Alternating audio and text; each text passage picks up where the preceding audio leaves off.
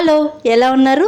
అందరూ బాగున్నారా? నేనైతే చాలా బాగున్నానండి. మీరందరూ కూడా బాగుండాలని కోరుకుంటున్నాను. Welcome back to my channel షబీనాతో సరదాగా. ఈరోజైతే ఒక మంచి ఆరోగ్య ప్రయోజనాలు ఉన్న రెసిపీ అయితే మీతో షేర్ చేసుకుంటున్నాను. మన ఊరికి వెళ్ళినప్పుడు మా అత్తయ్య మునగాకు అయితే కోసి పంపించారు కదా, చాలా ఉంది మునగాకు. అయితే ఒకరోజు తాలింపు చేసుకోలేం కదా, అలా అని ఒకరోజు చేసుకొని మళ్ళీ మరుసటి రోజు తాలింపు చేసుకోలేం కదా, అలా ఫ్రై కాకుండా ఇలా మునగాకు పొడి చేసుకుందామని చెప్పేసి ఈరోజైతే మునగాకు పొడి చేస్తున్నాను. అయితే మునగాకు చాలా ఉంది. ఇంకా ఈ మునగాకు తినడం వల్ల చాలా ఆరోగ్య ప్రయోజనాలు ఉన్నాయి. జుట్టు రాలకుండా కూడా హెల్ప్ అవుతుందన్నమాట. ఇంక ఇవి ఏమేమి కావాలి ఈ మునగాకు పొడికి అనేది నేను కొలతల ప్రకారం అయితే చూపిస్తాను. మీరు కూడా అలాగే చేసుకోండి. నేను ఈరోజు మునగాకు పొడికి నెయ్యి అయితే వాడుతున్నాను. మునగాకు అయితే 1/2 కిలో దాకా ఉంటుంది. కడిగి తేమ లేకుండా ఆరబెట్టుకునేసాను. 1/2 కిలో మునగాకుకి 4 స్పూన్ల మినపప్పు, 4 స్పూన్ల పచ్చినిపప్పు, 4 స్పూన్లు ధనియాలు, 2 స్పూన్లు జీలకర్ర, ఇవన్నీ తీసుకోవాలి. మిరపకాయలు అయితే బాగా కారం ఉండేటి ఒక 15 తీసుకున్నాను. ఇప్పుడు ఈ పప్పులన్నీ వేయించుకోవడానికి కడాయి పెట్టి స్టవ్ పైన నెయ్యితో అయితే వేయించుకుంటాను. 1 స్పూన్ నెయ్యి అయితే వేసుకోవాలి. 1 లేకపోతే 1/2 స్పూన్ నెయ్యి మాత్రమే వాడాలి. నెయ్యి హీట్ అయిన తర్వాత పచ్చినిపప్పు, తర్వాత మినప్పప్పు, ఈ 2 వేసుకొని లైట్గా వేయించుకోవాలి. మరీ ఎక్కువగా వేయించకూడదండి, లైట్గానే వేయించుకోవాలి. ఇవి లైట్గా వేగిన తర్వాత ధనియాలు వేసుకునేయాలి. మనము 4 స్పూన్లు ధనియాలు తీసుకున్నాం కదా, ఆ ధనియాలు కూడా వేసేసి వీటితో పాటు వేయించేయాలి.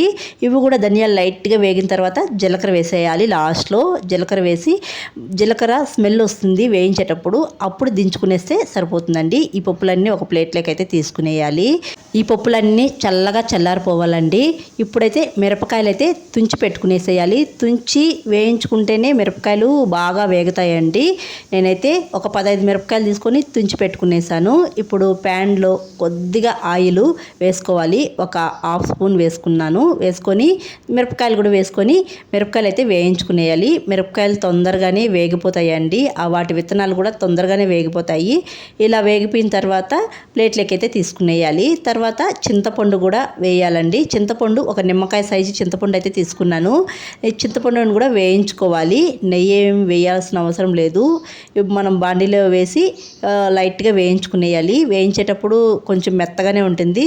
వేయించి ఒక ప్లేట్లోకి తీసుకున్న తర్వాత గట్టిగా అయిపోతుంది అనమాట, తేమ ఉండదు. ఇవన్నీ చల్లగా చల్లారిపోవాలండి. చల్లగా చల్లారిపోయిన తర్వాత మిక్సీ పట్టించుకోవాలి. నేను ఒక 2 స్పూన్స్ పల్లీలు కూడా వేసాను, వేయించిన పల్లీలు.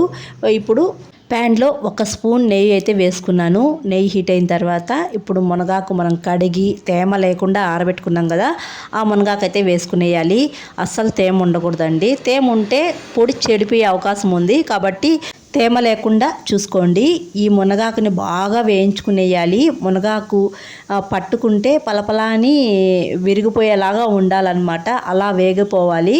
మునగాకు అయితే ఇలా వేగిపోవాలండి. పట్టుకుంటే ఇలా కొంచెం పొడిలాగా అయిపోతుంది. అలా ఉంటే మనము తీసి చల్లారబెట్టుకుని పొడి చేసుకోవచ్చు. ఈ మునగాకు పొడికి నెయ్యే కాకుండా ఆయిల్ కూడా వేస్ట్ చేసుకోవచ్చు, నెయ్యి ఇష్టపడిన వాళ్ళు. ఇప్పుడైతే నేను కొద్దిగా నెయ్యి వేసుకొని కరివేపాకు కూడా ఒక గుప్పెడు వేసుకొని బాగా వేయించుకునేస్తున్నాను.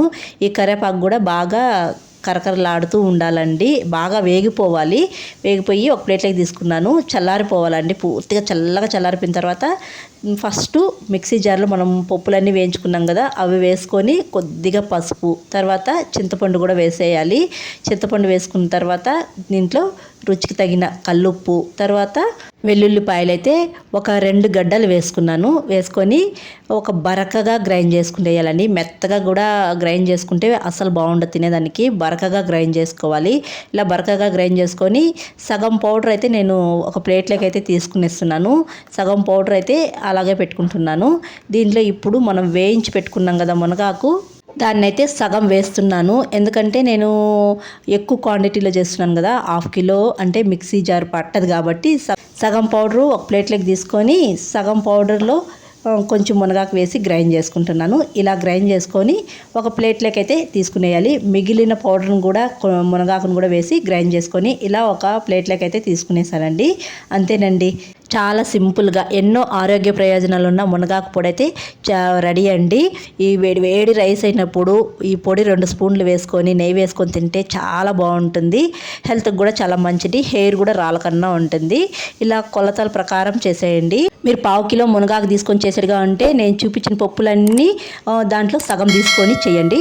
చాలా బాగా కుదురుతుంది. ఇంక వీడియో అయితే ఇక్కడ ఎంజాయ్ చేస్తున్న వీడియో అయితే ఒక చిన్న లైక్ ఇవ్వండి. బాయ్.